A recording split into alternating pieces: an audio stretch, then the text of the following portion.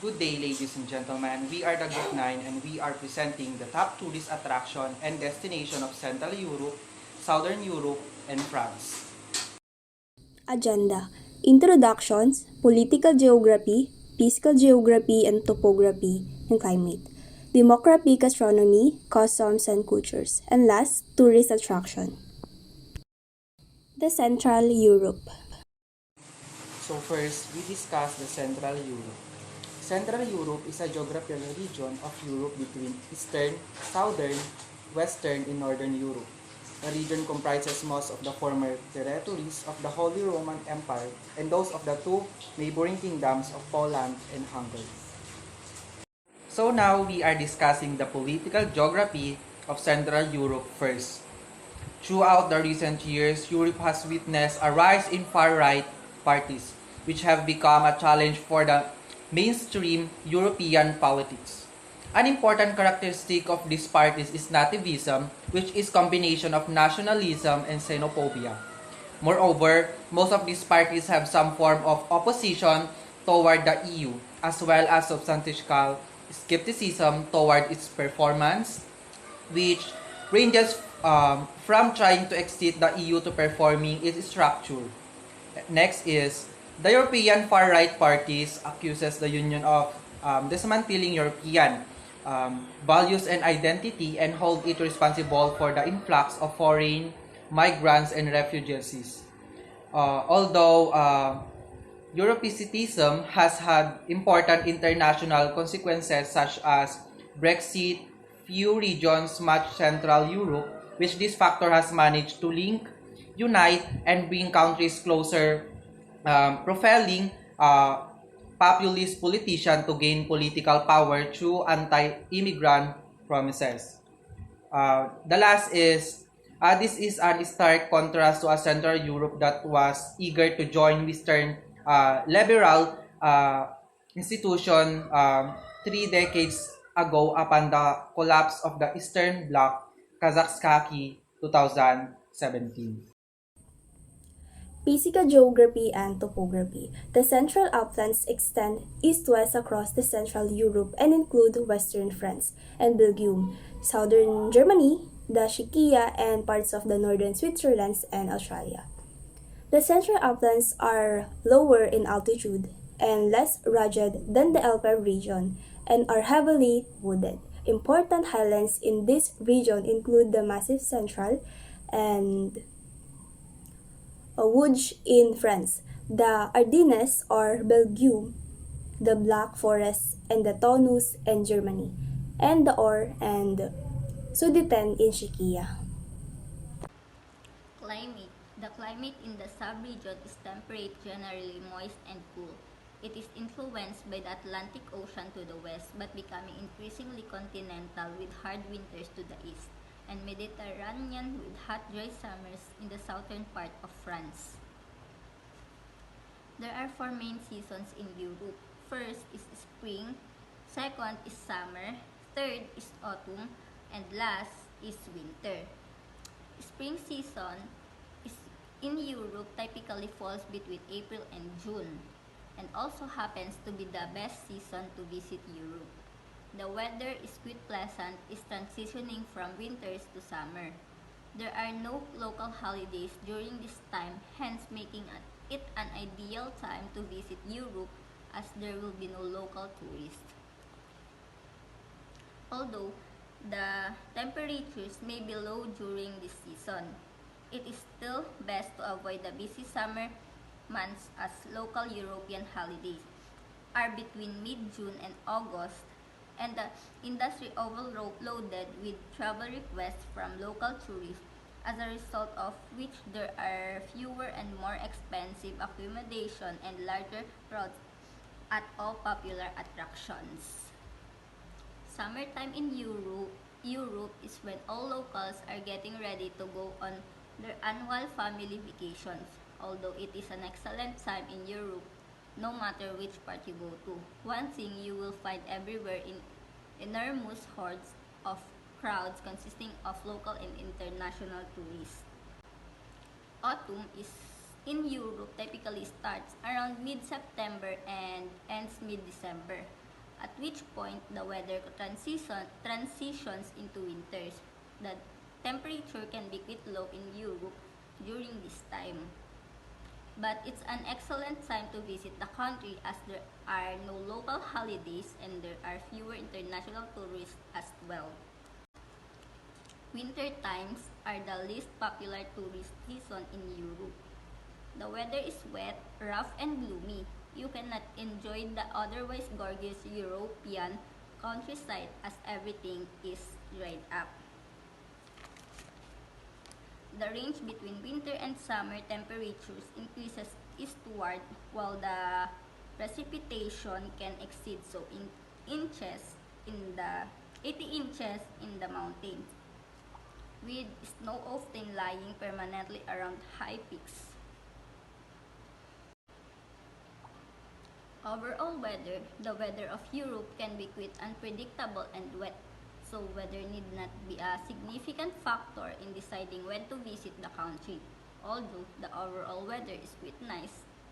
And the temperatures don't get too hot or too cold. It just depends on what you want to and what activities you want to enjoy. The country's region has colder winters with substantial mountain snowfalls and warmer summers, especially in the lowlands. Precipitation is adequate to abundant with the summer maximum. The continental climate covers the central and eastern part of Europe. Main characteristics of the climate type are cold, long-lasting winters and predominantly hot summers. The western coast of Europe is no stranger to thunder showers and violent storms due to its proximity to the Atlantic Oceans. The best weather in Europe can be experienced along the Mediterranean coast where they have long summers and short winters. Demographic gastronomy customs. European regions of gastronomy, guided by IGCAT, aim to contribute to a better quality of life for their citizens by raising awareness about the importance of cultural and food uniqueness, and in doing so, stimulate creativity and gastronomic innovation, nourish children and adults through culinary education, improve sustainable tourism standards, strengthen circular economies, both urban and rural settings, support community and environment, well-being, and health.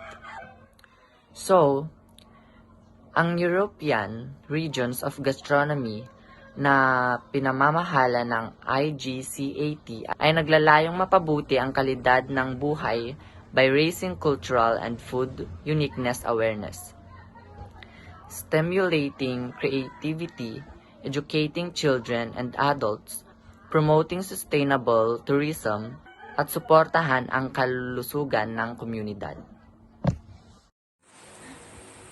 So what are those culture that Central Europe have? We may talk of the culture of Central Europe, but what do we in the West really meant by that? Do we mean that music of Beethoven, Bach, Mozart, Wagner, and Mendelssohn, our Western ignorance is showing, which are harder with Chopin, Smetana, Dvorak, and Janacek, and then probably start to falter. We fare little better with folk music, attempting to remember the names of at least one klezmer musician.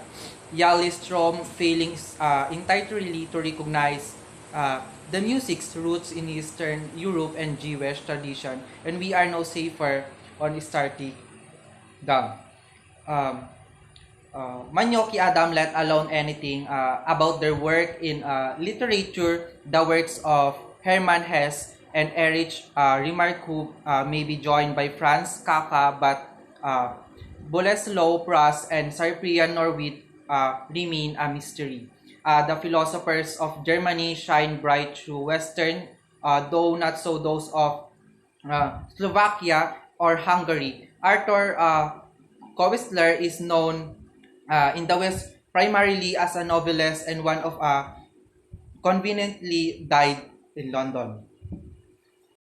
The tourist destinations of Central Europe. Number 1 here is Czech Republic, second is Netherlands, third is Switzerland, and the last is Hungary. Tourist destinations in Central Europe. So first in our list is Czech Republic. The Czech Republic is a small country with a big package, offering something for its every visitor, involved as one of the most popular tourist destinations in Europe. This country exhibits its enriched culture through its magnificent castles, museums, cathedrals, medieval towns, and lying at its heart, the culture-crammed capital city, Prague.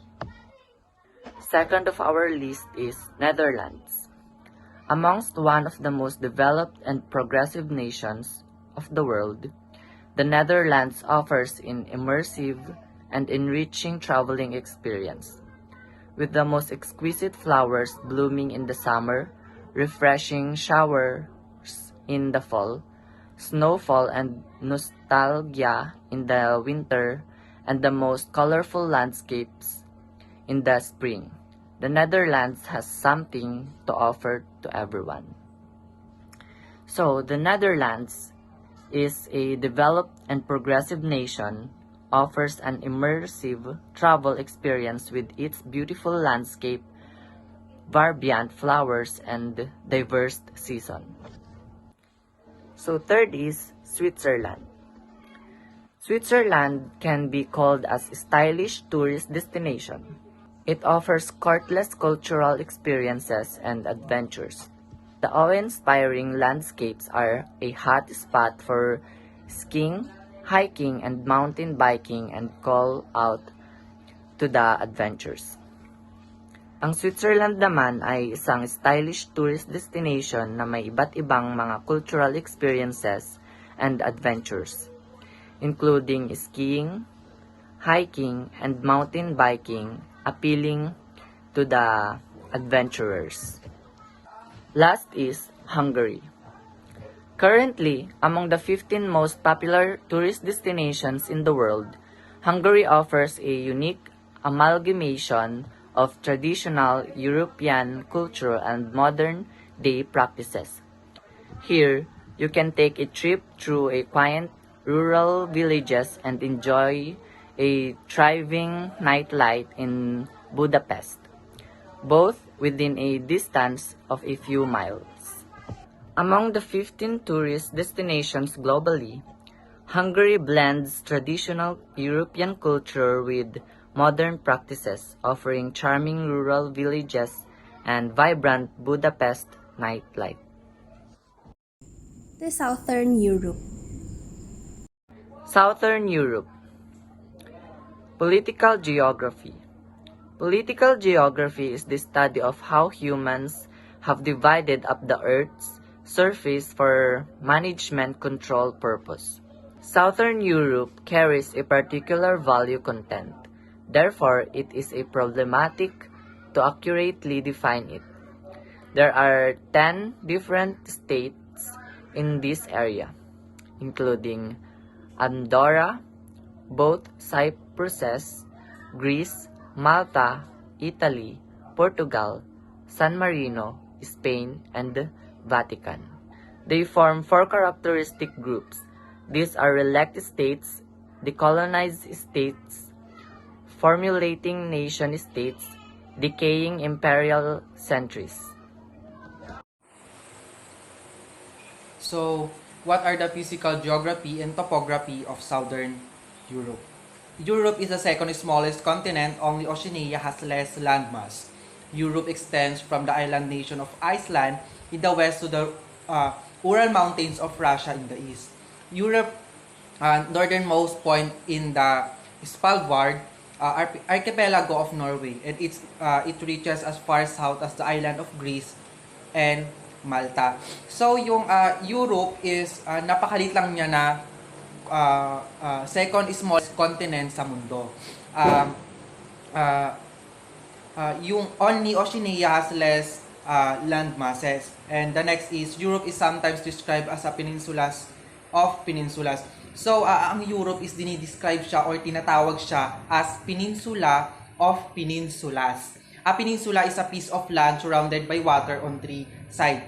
So, yung kung bakit natawag na peninsulas of peninsulas ang Southern Europe kasi ito nga sabi ang sito, ang peninsula is isang lugar or isang lupa na kung saan nasusurrounded siya ng water on three sides. So halimbawa, isang lugar napapaligiran siya ng tubig. So it means ayun ang tinatawag na peninsula. Europe is a peninsula of the Eurasian supercontinent and is bordered by the Arctic Ocean to the north, the Atlantic Ocean to the west, and the Mediterranean, Black, and Caspian Seas to the south. So, ang Europe is napapaligiran siya, ito nga, yung tatlong ocean sa Atlantic Ocean, which is the Mediterranean Sea, the Black Sea, and the Caspian Sea. So, kaya siya tinawag na peninsulas to peninsulas. So next is Europe main peninsulas are the Iberian, Italian, and Balkan, located in southern Europe, and the Scandinavian and Jutland, located in northern Europe. The link between these peninsulas has made Europe a dominant economic, social, and cultural force throughout recorded history.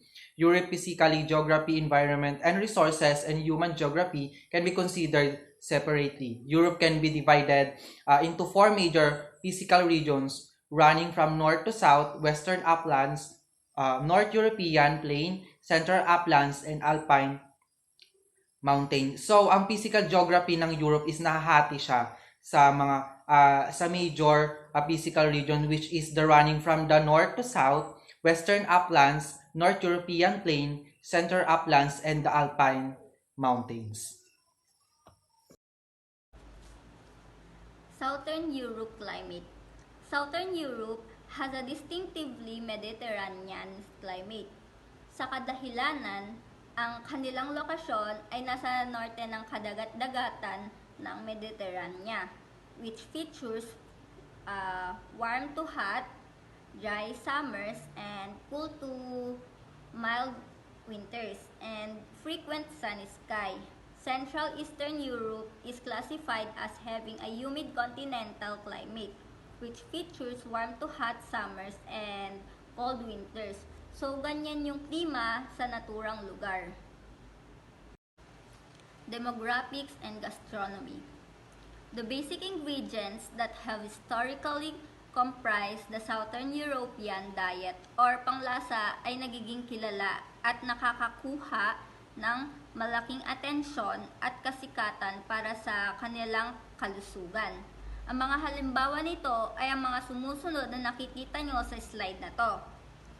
Gaya ng bread, wine, olive oil, and a wide variety of fruits and vegetables, dairy products, and relatively small amount of animal flesh. Historical forces.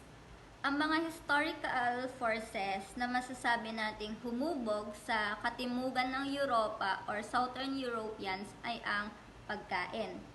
Essentially, three rival systems had influenced the culture of food in Southern Europe since late antiquity. And in various combinations, this system had informed eating pattern at all levels of society.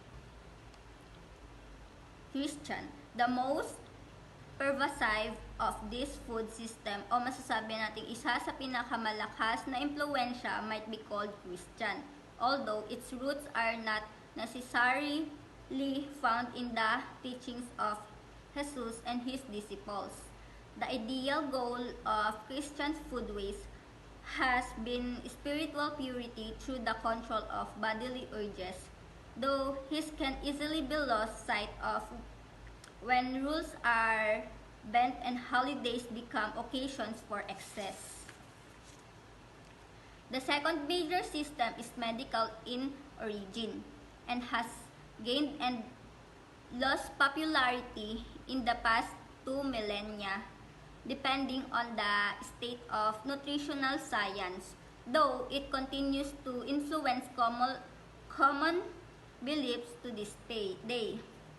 Lastly, the courtly or gastronomic food culture has also profoundly influenced Southern Europe, radiating from urban centers of power such as Rome, Naples, Venice, and the courts of Aragon.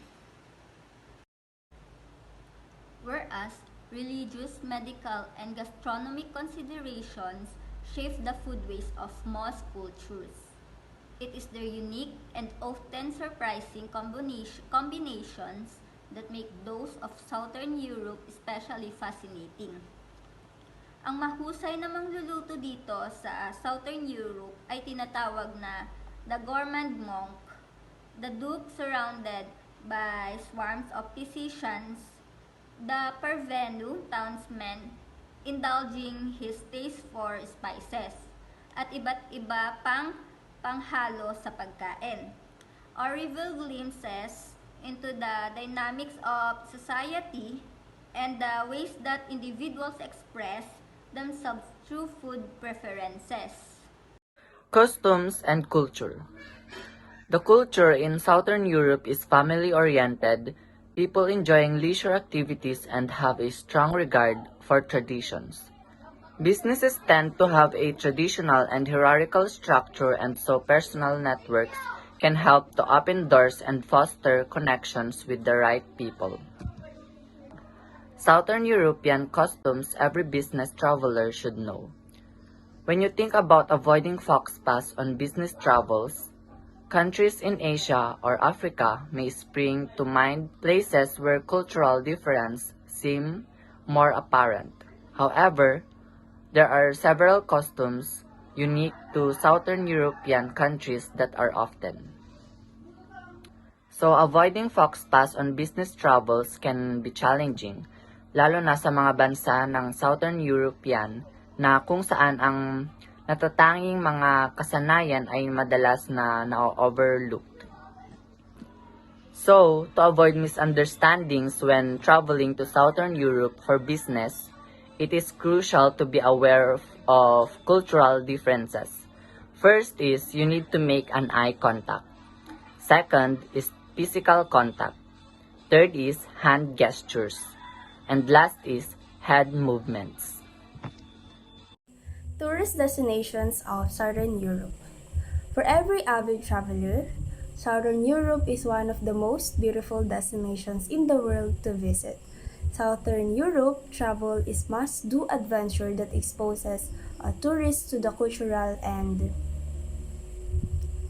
diversity and historical significance of the region, as well as the most scenic places to visit in Europe, from the coastline to the Mediterranean Sea, to vast wilderness space and rugged mountain ranges. There is no shortage of tourist destinations to visit, especially at the peak of summer. So, the warmth of summer creates a perfect opportunities for tourists to explore a range of recreational activities on Mediterranean vacations. But with so many popular tourist destinations to visit in Southern Europe, choosing a summer gateway can quickly get overwhelming even for season tourists. So when it comes to creating memories, no other regions come close to these most beautiful destinations in Southern Europe to visit in summer. So these places are so beautiful that tourists might consider extending their stay when they embark on some Southern Europe travel this summer. So the number one here is Milan, Italy. Milan is the capital city of the regions of Lombardy in the northern Italy. It is the second largest city by population in Italy, behind Rome. It is Italy's leading financial center and the most prosperous manufacturing and commercial city. Milan is known as Italy's moral capital. Milanese believes that their positive work ethic has led to Milan becoming a world capital of fashions, design, finance, business, services, and media and publishing. When the Milanese asserts that their city is the moral capital, they not only express the ancient regionalism typical of all Italy and known as the Campanilismo, a reference to the church bell of each city, but they also refer to the city's quality and values, historical as well as the contemporary. So Milan is not just a city in the northern Lombardy regions of Italy, but it is also the world's capital of fashions. So there is a long list of many others to discover along the Mediterranean coastline, which is why tourists just can't get enough of this beautiful city. So besides Milan architectural grandeur and fashion scene, tourists can also experience the beauty of this city when they explore the gorgeous parks, lakes, and the valleys. The next is Venice, Italy. So Venice, known also as the City of Canals, the floating city, as Serenissima, is arguable one of Italy's most picturesque cities. With its winding canals, striking architectures, and beautiful bridges. So Venice is a popular destination for travel. Venice is a city in Italy, built upon a group of 118 small islands that are divided by channels and linked together with bridges. So it is the capital of the Veneto district and is located in the marshy lagoon that spread along the coastlines between the estuarine of the rivers Padua and Piave. So palaces built on the water are surreal sight, and that's only an intro to the beauty of Venice. So as there is the myriads of beautiful attractions in this European summer gateway, one of the most popular places to visit in Europe, Venice is the paradise of beautiful bridges, hundreds of canals, and majestic Renaissance architectures, one of which is the iconic Piazza San Marco. So this Italian city features Gothic, Baroque, and Renaissance style architectures, distinguishing itself as a worthy summer destination step in the history and culture of Southern Europe. And the next is Mykonos, Greece. So Mykonos is one of the top Greek and Mediterranean destinations for partying and shopping.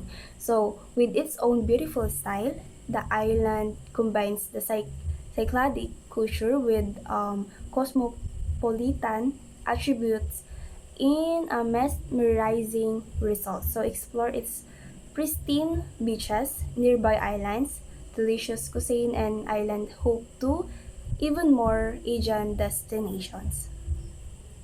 So, so from the heart of Cyclades group, the Greek islands of Mykonos leaves tourists spellbound as they stare upon its scenic beauty. So adding to its allure as one of the best summer destinations to visit in Southern Europe, Mykonos features whitewashed buildings and blue dome churches similar to the one in Santorini. So, but there's more to Mykonos than just enchanting buildings. So, as this island features other iconic places to visit in Europe, with clubs and bars staying open all night long, the night never sleeps in Mykonos. So, tourists can experience the city vibrant after our cultures on a memorable summer vacations in Southern Europe. France. Political geography. France is divided into 27 different regions. Territorial morphology. It is a compact state with a roughly circular shape. Although France is a compact state, its capital is not located directly in the center. States with this shape can be easier to conquer and sometimes have a lack of resources. Geometry. France is surrounded by Belgium, Luxembourg, Germany, Switzerland, and Italy and Spain. As far as the physical boundary of France, ito pong bansang to ay napapalibutan ng mga karagatang gaya ng Bay of Biscay, the English Channel, the Mediterranean Sea. Basic political information of France. France is classified as a core state within Wallenstein's world system, government type unitary republic, suffrage rights. Everyone 18 years of age can vote, whether woman or man. Date of independence. While there is no official day of independence, the French celebrate July 17, 1789. When the French stormed the Bastille, France was controlled by a monarchy which they overthrew. So, bali may mahigit 200 taon na nakaalis sa pagiging monarchy ang bansang France. So, sa kasalukuyan, ang kanilang gobyerno ay isang unitary republic. France is a member of the following supranational organizations: EU, European Union, ECSC, European Coal and Steel Community, EEC, European Economic Community, EC, European Commission, NATO, North Atlantic Treaty Organization, WTO, World Trade Organization, World Bank, OSCE, Organization for Security and Cooperation in Europe, OECD, Organization for Economic Cooperation and Development, Chief of State, President Francois Hollande since May 15, 2012. Yan ang mga organisasyon sa buong mundo kung saan ang France ay may membership. Si Francois Hollande ang Pangulo ng bansa for the last 11 years.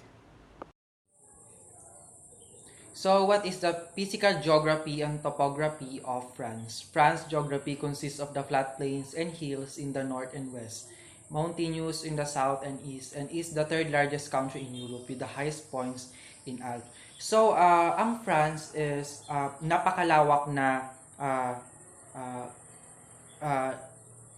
country sa Europe kasi ang physical geography niya is nagkukonsist siya ng flat plains and hills. So imagine ang bansang France is meron siyang lugar na kung saan is patag and meron din siyang lugar na kung saan maraming bundok. So ang mountainous or ang maraming bundok sa kanila is in the south and in the east. And pag sinabi naman nating sa flat plains naman is matatagpuan siya sa north and west.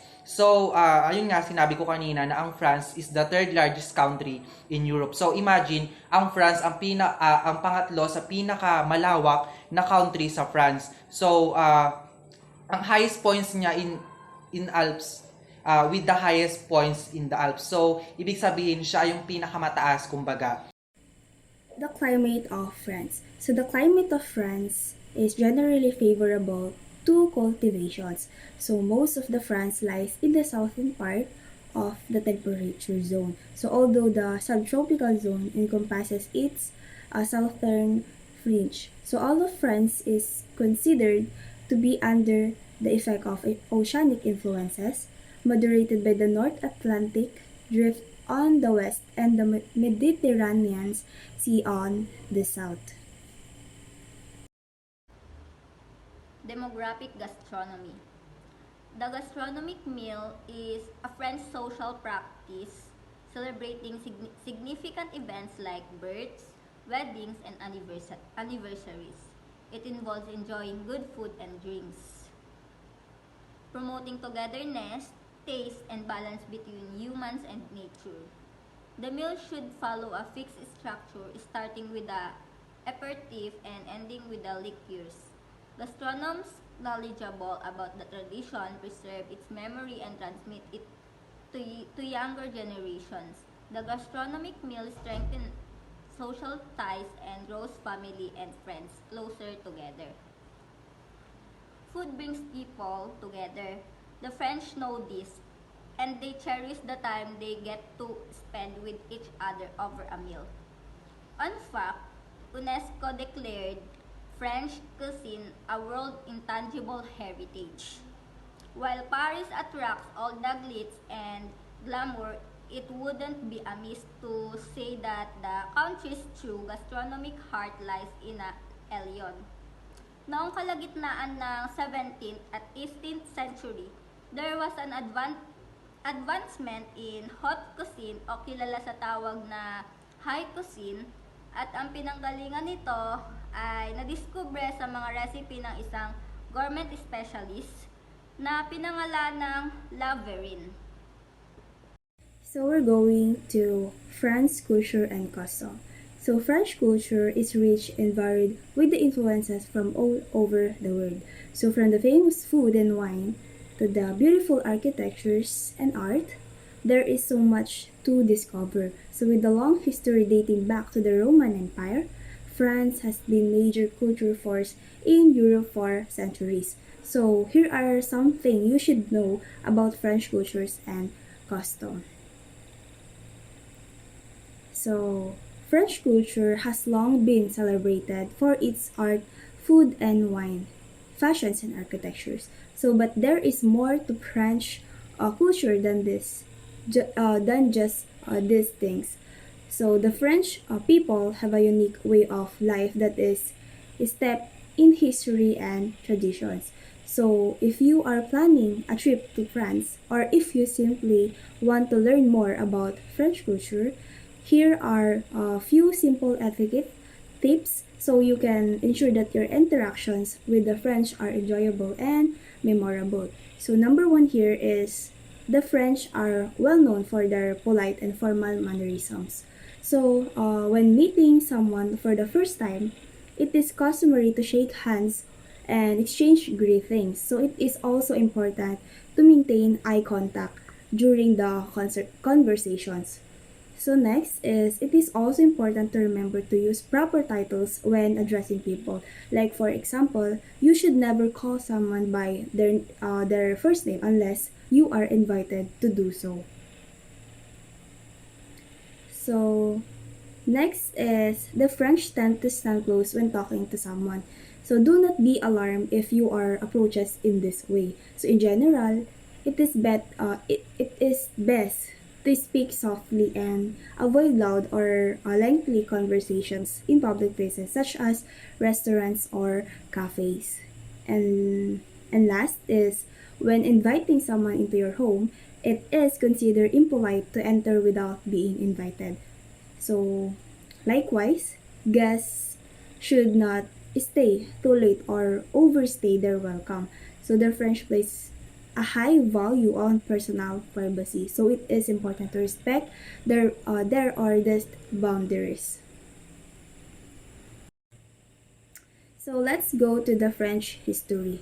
So French history is a rich and complicated one filled with economic, political, and military conflict.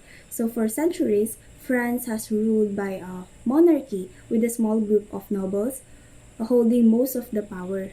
The monarchy frequently clashed with the powerful church, leading to a series of religious wars.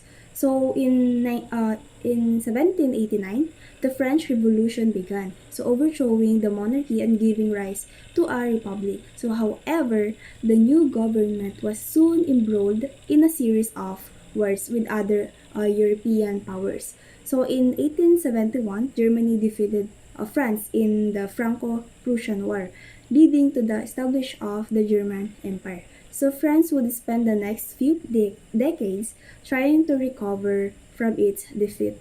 So culminating in the World War I, although France was once again victorious, the war left the country devastated. So in 1940, Germany invaded France once again, this time successfully occupying the country. So the occupations would last 4 years until Allied forces liberated France in 1944. So since then, France has remained one of the leading powers in Europe. Next is the French language. So when traveling to France, it is important to know some of the basic phrases in the French language. So this will allow you to communicate effectively with the locals and make your trip more enjoyable. So while most people in France speak in English, they will appreciate your effort to speak their language. Like for example, greeting people, asking questions, or responding to a questions. And next is the French food.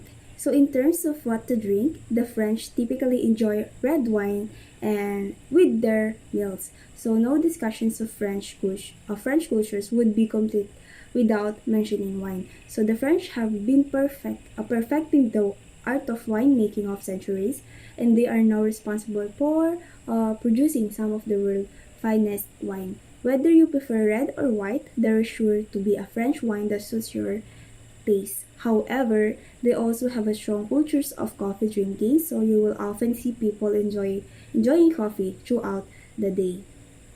So when it comes to food, the French typically enjoy simple dishes that are made with the fresh ingredients. So this means that French cuisine often features vegetables, fruits, and meats that are cooked in ways that highlights their natural flavor. So if you are looking for more unique dining experience, you can also find several Michelin-starred restaurants in France. Last, the French fashions. The French have always been known for their style, chic, sophisticated, and always ahead of the trend. French fashion is the standard to which many other countries aspire, while other nations might experience with the different looks. The French always seem to know what works best. So this is no coincidence. The French take their fashions very seriously. For them, it is not just about looking good, but about feeling good too. A well put together outfit can give you the confidence you need to tackle anything, whether it's a big presentation at work or a first date. It is no wonder then that the French are so often considered the best dressed people in the world. So if you are looking to upgrade your wardrobe, there's no better place to start than with the French. From Coco Chanel's, Yves Saint Laurent to Christian Dior, etc. Some of the most iconic fashions designers in history are French. So now we are in the tourist destination of France. First, France boasts stunning scenery including fairy tale castle, cathedrals, and picturesque villages, while also featuring contemporary monuments and rapid train transit, attracting visitors from both and past and present. Explore France's emblem, the Eiffel Tower, and the famous art museum like the Louvre Museum and Palace of Versailles. Enjoy gourmet meals and UNESCO-listed gastronomy. Each region has unique cuisine and culture, from Brittany's Old World charm to the French Alps, hearty cheese fondue, and charcuterie. So the first tourist destination visited in France which is the famous Eiffel Tower. The Eiffel Tower, designed by Gustave Eiffel, is a 320-meter high landmarks in Paris. Originally criticized, is now a beloved symbol of the city known as the Iron Lady. It offers breathtaking panoramic views from its three levels, including the Michelin-starred Jules Verne restaurant. Visitors can enjoy dining with the views. So the Eiffel Tower is most visited siya na tourist destination sa France. Hindi lang siya sikat sa France, kundi sikat din siya sa buong mundo kasi ito ay kilala bilang isa sa pinakamagandang pasyalan sa France. So next is the Musée du Louvre. The Louvre Museum, housed in a former royal palace, houses the world's most famous works of Western civilization, including the Mona Lisa and Venus de Milo sculpture. The collection is spanning 35,000 artworks. It has testament to the contribution of various kings, France, Treaties, and Napoleon is spoils. So the next naman is the Musée du Louvre. So itong museum na ito is naglalaman siya ng mga artworks na kung saan matatagpuan lang doon siguro sa lugar nila. So what I mean is yung mga artwork na kung saan connect siya sa France. So the last tourist destination in France is the Château de Versailles. According to the United Nations Education, Scientific, Cultural Organization or UNESCO, listed monument represent the grandeur of the French monarchy under Louis XIV. The palace built in 1661 was transformed from a hunting lodge into a Poland royal palace. So it means ang Château de Versailles, Versailles dati is a hunting lodge, but ni-rebuild siya from a hunting lodge to the royal palace. The Hall of Mirrors, a spectacular space, is the most spectacular. The palace also boasts formal French gardens, Les Jardins, created by landscape designer André Lenotre in the 17th century. Beyond the gardens is the Domaine de Trianon, which includes Le Grand Trianon Palace, Le Petit Trianon Château, and Le Hamillon de la Reine. Marie Antoinette Pastoral Village. The hamlet offers a glimpse into Marie Antoinette private world. So ang Château de Versailles, Versailles is napakalawak. So meron siyang garden sa loob and meron din siyang isa pang palace which is the Le Grand Trianon Palace and the Le Petit Trianon Château and Le Hamillon de la Reine and Marie Antoinette Pastoral Village. So, imagine ang Château de Versailles is napakalawak na lugar na kung saan nagkasya tong apat na to, and imagine meron pa siyang pastoral village. So, here in the Philippines, meron tayong pastoral house, but doon sa kanila is meron siyang pastoral village na kung saan imagine yung isang subdivision nandoon sa isang lugar. Imagine yon na napakalawak ng Château de Versailles. Versailles. So, isa siya sa pinaka binibisita na lugar sa France. So, that's all the tourist destination in France. Thank you.